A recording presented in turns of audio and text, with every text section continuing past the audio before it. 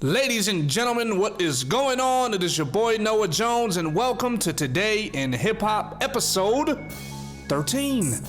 Today we got an exciting show for you. We have some T Grizzly news. We have some Young Thug news. We have some Kodak Black news. And we have some Bad Baby news. Before we get into that, let me talk about our sponsors. Today's sponsor is none other than NoahJonesNews.com, where you find the hottest artists with the hottest shit and the hottest music and the hottest videos and the hottest. First and foremost, I want to say thank you to the people that tune in regularly. And if you're tuning in for the first time, I want to say welcome. This is a show where I give bun. Thinking about ass. Look at. I give unbiased criticism and report the current news in hip-hop and what's going on in the music industry. So without further ado, we're gonna get into today's first story. We're gonna talk about T Grizzly, ladies and gentlemen. T Grizzly's car gets shot up and his aunt/manager dies in the shooting.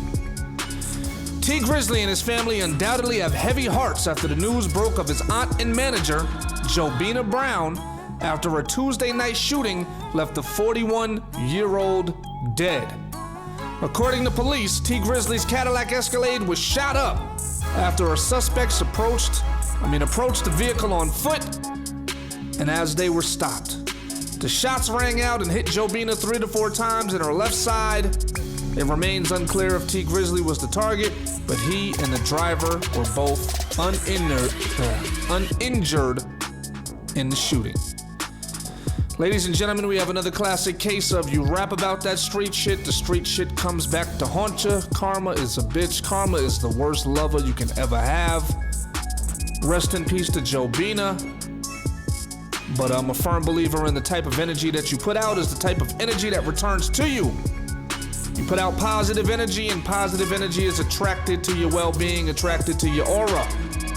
If you think negatively all the time and you plot against other people and you do other people wrong and you rap about the worst shit you can rap about, killing people, shooting motherfuckers, selling drugs to your own people, destroying your community, all because you want to look cool, this is the type of shit that happens to you and your family.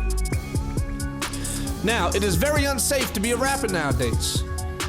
With the likes of Chinx Drugs, Nipsey Hussle, Slim 400, all these rappers are getting shot at and killed or shot at and shot up, ladies and gentlemen. We have to do fuck prison reform, we gotta do rap reform. We gotta find a way to steer the negativity away from the current level of hip hop, because right now, it is destroying these artists. It is destroying these artists. Now, you never really hear about the artists that make dance songs or whatever getting shot up, or club music getting shot up, or crunk music getting shot up, party music getting shot up. It's always the hood niggas. It's always the niggas that live the street life, that can't leave the streets alone, ladies and gentlemen, that this type of shit happens to. It's not an isolated incident. Some shit like this happens every single day, and it needs to stop. Needs to stop. Some of these artists need to diversify and start rapping about more positive things and start attracting that positive energy towards their character, towards their being, and maybe we can have a change in this type of situation. So rest in peace, the T Grizzly's aunt. I know the family's going through some mourning right now, and my advice to Grizzly, bro, leave that shit alone. You know what I mean? Leave that shit alone. Surround yourself with good people. Surround yourself with like-minded individuals. Evolve out of the street life instead of devolving or de-evolving. However you want to say it. But, yeah, man, that's my advice to T Grizzly, man. Like I said, rest in peace to his aunt. And, my blessings to his family. But,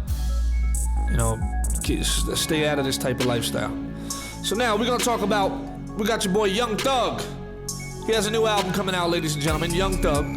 The album is called Punk, and he says that it's influenced by Tupac. That's pretty crazy. All right, it says Young Thug has compared himself to Tupac in the past and he brought up the comparison again while speaking about his upcoming project, Punk.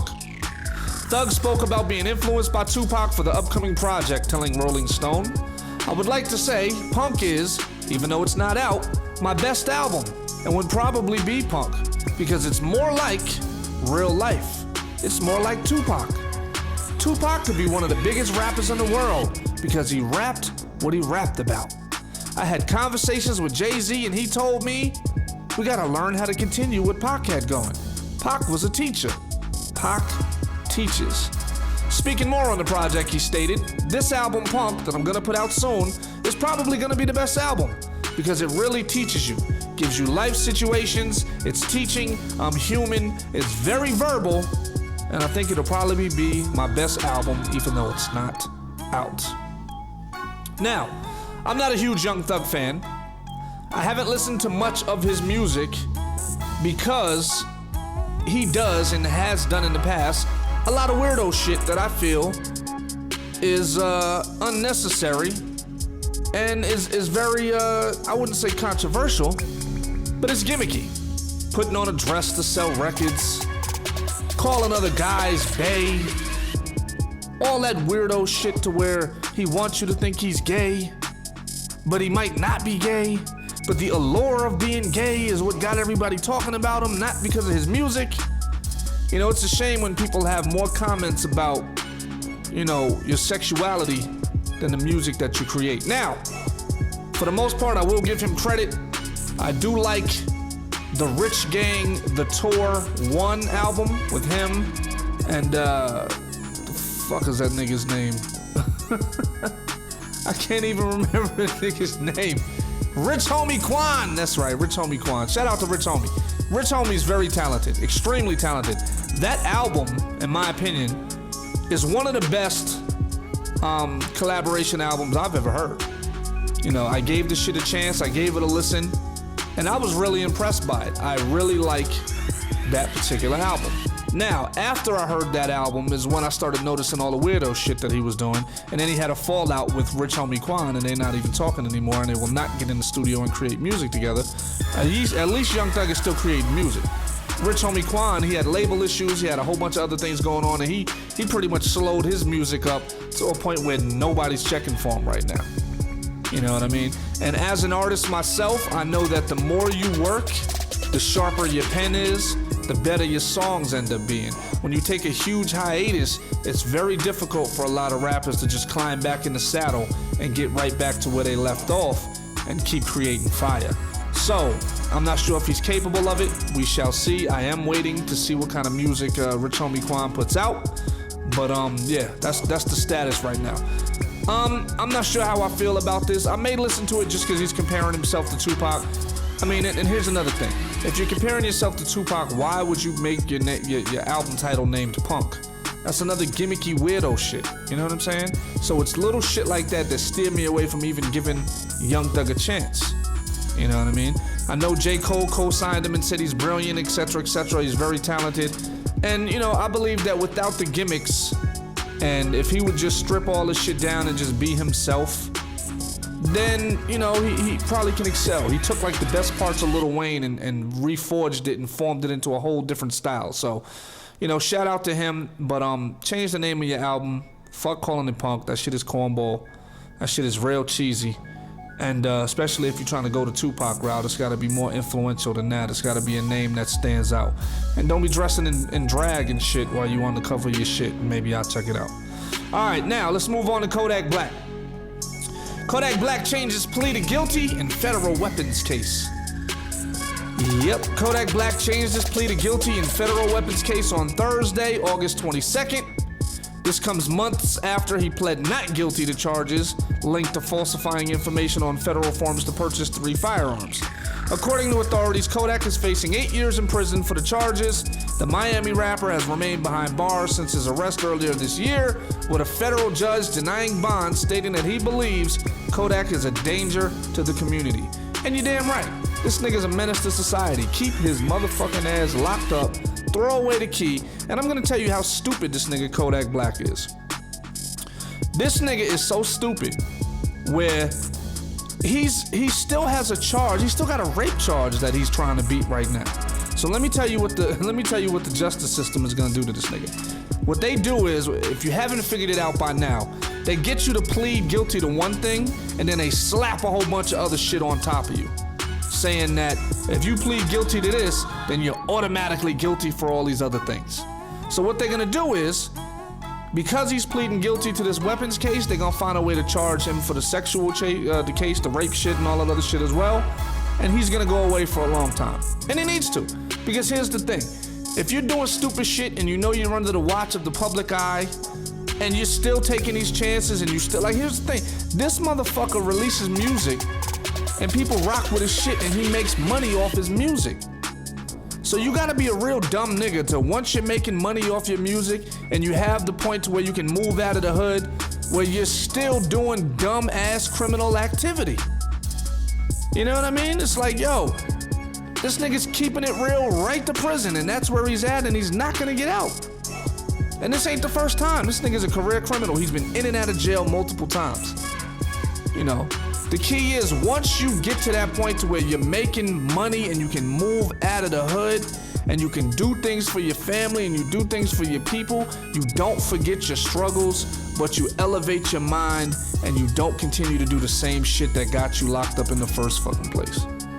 So, because he was already under the microscope because of the rape situation, if I was him, I would have been like, yo, I'm trying to stay squeaky clean because all this shit can come to an end in an instant. You know what I'm saying? Your 3 or 4 years worth of fun is not worth 55 years of pain. 55 years of being locked up. That's not some cool shit to go through. You know? And I don't know who he thinks he got to prove shit to. Who are you proving this shit to? Because a smart individual is gonna tell you, nigga, you fucked up. Why are you still in the streets? Why are you still doing dumb shit? Unless this nigga may just be mentally ill. He may have a mental illness. You know, we all know that the record labels, they prey on individuals from the hood that never had anything. And a lot of people from the hood suffer from PTSD.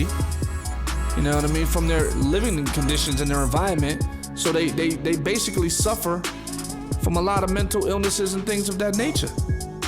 You know? And then they take these opportunities thinking that it's gonna be a way out of the hood and to feed their family, but yet, for some reason, the chemical imbalance keeps them going back to doing the same shit that they familiar with. It's like habitual. You know, this nigga's a habitual career criminal. So once again, I don't feel sorry for this type of nigga because, you know, you only get a certain amount of chances. And if you keep taking these chances and you keep throwing away the chances that the government is giving you, when you're obviously fucking up and you're catering to the stereotype of what they feel like all of us black people are anyway. Like, did you see this nigga's hairstyle? The nigga looks like Sideshow Bob. You know what I'm saying? It's like, yo, like, why would you even come outside looking like that? I remember an old interview that he went to the Breakfast Club. The nigga had a ski mask on in the interview.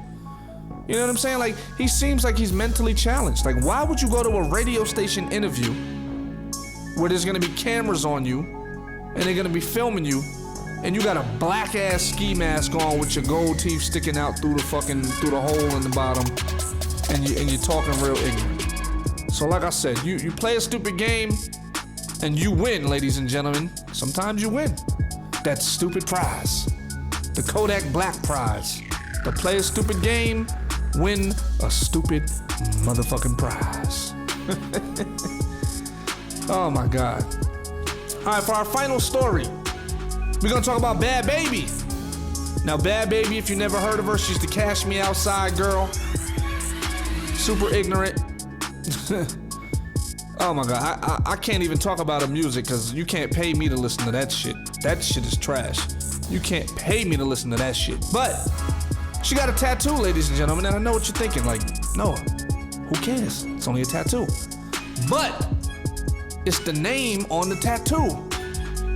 Check it out. It says Bad Baby gets NBA Youngboy's name tattooed on her hand.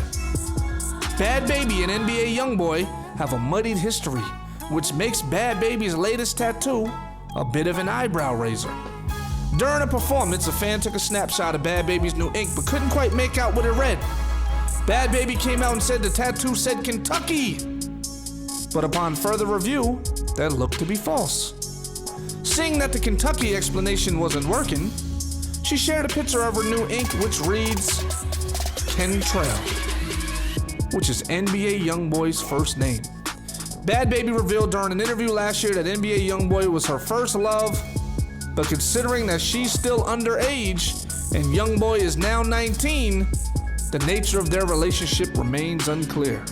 Once a hoe, always a hoe. She was hoeing at a young age, fucking them rap niggas.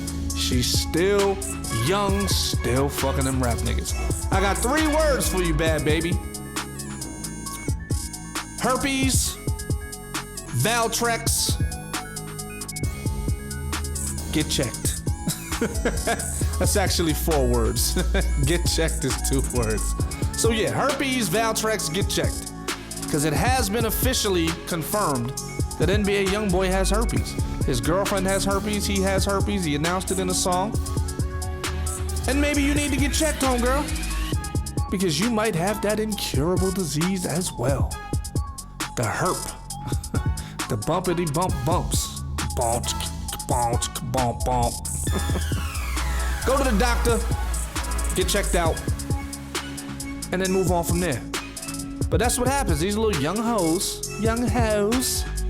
try to be all fast and don't care. See, what you don't understand is it only takes one fuck up to ruin your life. You can fuck that one guy and get AIDS. You can fuck that one guy or girl and get herpes. And now you're screwed for the rest of your life, trying to be fast. People don't believe in protecting themselves. Everybody want to live loose. There's too much shit floating around out there for you to be this reckless. And you're young. You know, you get this type of shit at 19, you gotta live with this shit for the rest of your life. And shout out to the dumbass bitches that's still trying to fuck this nigga knowing he got an incurable disease. That just shows how stupid these hoes are. Cause no woman of respect, no woman of value, no woman of class is gonna knowingly sleep with a man knowing that he has an incurable disease. I don't give a fuck how much money the nigga got. You know, but most relationships don't last. So you're basically throwing your dick on a crap table. Shit don't last. The relationships don't last. So yeah, the moral of the story is today, protect yourself, stop living so fast, stop YOLOing everything. Play a stupid game, win a stupid prize. Stop fitting the stereotypes. And do what's best for you. Let's change the narrative, ladies and gentlemen. We as individuals can change this narrative. We can have good things to report on as well. It doesn't necessarily have to always be bad. But if you're playing a stupid game and you're winning a stupid prize, I'm gonna talk about it. Because I, on the other hand, am not playing that game. I am not winning those type of prizes. So thank you, ladies and gentlemen, for tuning into the show. This was episode 13. I love y'all. I respect y'all. I appreciate everybody that's tuning in. I appreciate everybody that's playing this show for everybody else and putting new listeners on to the podcast show. This is Today in Hip Hop, episode 13. I am your motherfucking host, N to the Izzo, Noah Jones. No Breaks Noah, Mr. 200 himself. And be prepared for the new album that I got coming out in a couple of weeks. Love y'all. Peace.